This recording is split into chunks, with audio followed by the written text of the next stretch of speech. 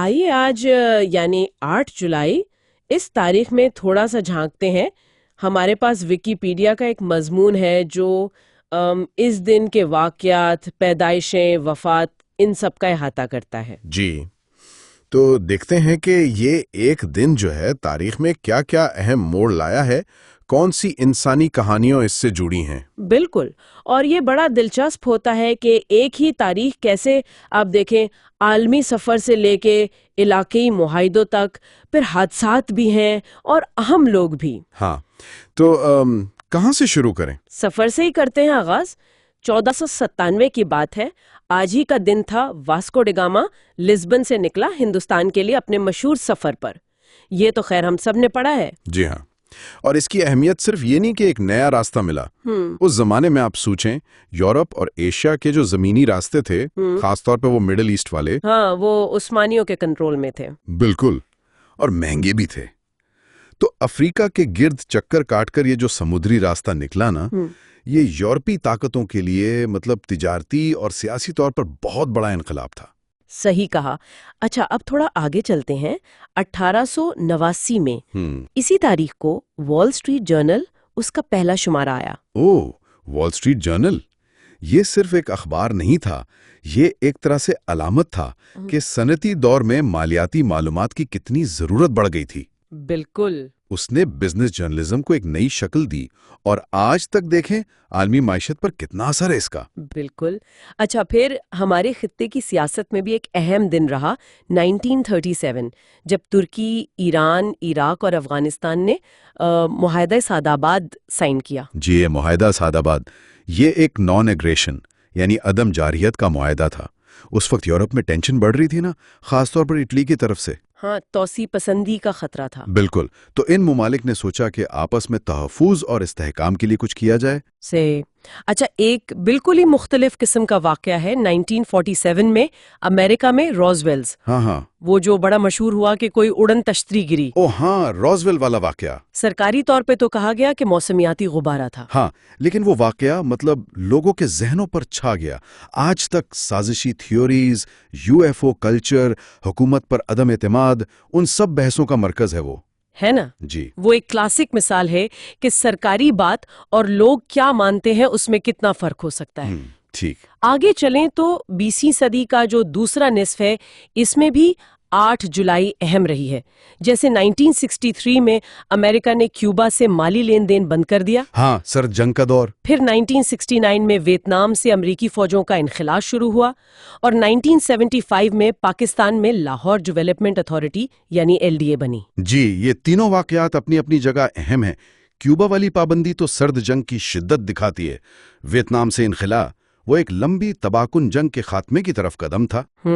اور LDA کا بننا یہ ظاہر کرتا ہے کہ پاکستان کے بڑے شہروں میں منصوبہ بندی کے ساتھ ترقی کی ضرورت محسوس کی جا رہی تھی. بدقسمتی سے کچھ حادثات بھی اس تاریخ سے جڑے ہیں. 1988 میں انڈیا میں وہ جزیرہ ایکسپریس ٹرین کا حادثہ ہوا. ہاں، کیرلا میں. جی، 100 سے زیادہ لوگ، افسوسناک. اور پھر 2003 میں سوڈان کا طیارہ حادثہ بحیر احمر کے قریب، اس میں بھی 116 جانیں گئیں. یہ سانحات ظاہر ہے ہمیں ٹرانسپورٹیشن سیفٹی کی یاد دلاتے ہیں. اسی دوران دیکھیں 1997 میں ایک اور چیز ہوئی. نیٹو نے 3 ملکوں کو، چیک ریپبلک، ہنگری، پولینڈ، ہاں، مشرقی یورپ کے، جی، ان کو رکنیت کی دعوت دی. یہ بھی سرد جنگ کے بعد یورپ کا نقشہ کیسے بدل رہا تھا اس کی نشانی ہے. بالکل. اچھا، اب ذرا ان شخصیات کی بات کریں جن کی پیدائش 8 جولائی کو ہوئی. فہرست تو کافی لمبی اور متنوع ہے. جی، اردو کے مزاحیہ شاعر دلاور فگار ہیں 1929. پھر مغربی بنگال کے بہت طویل عرصے وزیر اعلیٰ رہے جیوتی باسو 1914. پاکستان کے سابق نگران وزیر اعظم بلخ شیر مزاری صاحب 1928. ہاں، جیوتی باسو اور بلخ شیر مزاری دونوں سیاست میں بڑے نام. بالکل. پھر کرکٹ سے سورو گنگولی 1972، بھارتی اداکارہ نیتو سنگھ 1958، اور ایک اور شاعر اقبال عظیم 1913، جو بینائی سے محروم تھے مگر محقق اور شاعر تھے. واقعی کیا فہرست ہے. ادب، سیاست، کھیل، فلم، ہر شعبے سے نمایاں لوگ اس دن پیدا ہوئے. صحیح. اچھا، اب ان ناموں کا ذکر جن کا انتقال 8 جولائی کو ہوا، ان میں مادر ملت محترمہ فاطمہ جناح 1967، جی، پاکستان کے لیے بہت بڑا دن۔ پھر شمالی کوریا کے بانی رہنما کمل سنگھ 1994، پاکستان کے عظیم سماجی رہنما عبدالستار ایدھی صاحب 2016، ایدھی صاحب، جاپان کے سابق وزیر اعظم شنزو آبے جنہیں 2022 میں اسی دن قتل کیا گیا، اور بھارتی اداکار جگدیپ 2020 میں۔ یہ سب شخصیات، ان کی وفات اپنے اپنے ملکوں اور شعبوں کے لیے بڑے نقصانات تھے۔ فاطمہ جناح اور ایدھی صاحب تو پاکستان کی شناخت کا حصہ ہیں۔ کمل سنگھ نے تو شمالی کوریا کی پوری تاریخ بنائی۔ شنزو آبے نے جدید جاپان کی سیاست پر گہرا اثر ڈالا، اور جگدیپ، وہ تو بھارتی سنیما میں دہائیوں تک لوگوں کو ہنساتے رہے۔ تو یہ تھا 8 جولائی کا ایک آپ کہہ لیں مختصر سا جائزہ۔